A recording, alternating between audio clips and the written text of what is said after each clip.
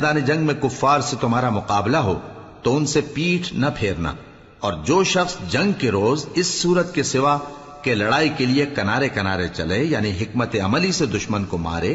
یا اپنی فوج میں جا ملنا چاہے،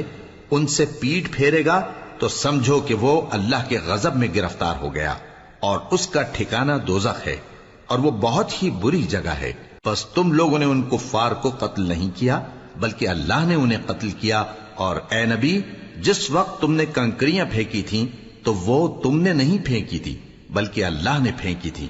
اس سے غرض یہ تھی کہ مومنوں کو اپنے احسانوں سے اچھی طرح آزما لے، بے شک اللہ سنتا ہے، جانتا ہے۔ ہوا بھی یوں ہی، اور کچھ شک نہیں کہ اللہ کافروں کی تدبیر کو کمزور کر دینے والا ہے۔ کافروں، اگر تم فیصلہ چاہتے ہو تو تمہارے پاس فیصلہ آ چکا، اگر تم اپنے افعال سے باز آ جاؤ تو تمہارے حق میں بہتر ہے، اور اگر پھر نافرمانی کرو گے تو ہم بھی پھر تمہیں عذاب کریں گے، اور تمہاری جماعت خواہ کتنی ہی بڑی ہو تمہارے کچھ بھی کام نہ آئے گی، اور اللہ تو مومنوں کے ساتھ ہے۔ اے ایمان والو، اللہ اور اس کے رسول کے حکم پر چلو اور اس سے روگردانی نہ کرو جبکہ تم سنتے بھی ہو، اور ان لوگوں جیسے نہ ہونا جو کہتے ہیں کہ ہم نے سن لیا مگر حقیقت میں نہیں سنتے۔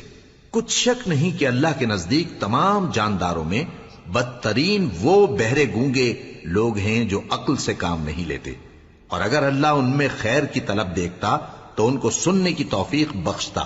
اور اگر یوں ہی انہیں سنوا دیتا تو وہ منہ پھیر کر بھاگ جاتے۔ مومنوں، اللہ اور اس کے رسول کا حکم قبول کرو، جبکہ رسول تمہیں ایسے کام کے لیے بلاتے ہیں جو تم کو زندگی جاوداں بخشتا ہے، اور جان رکھو کہ اللہ آدمی اور اس کے دل کے درمیان حائل ہو جاتا ہے، اور یہ بھی کہ تم سب اس کے روبرو جمع کیے جاؤ گے۔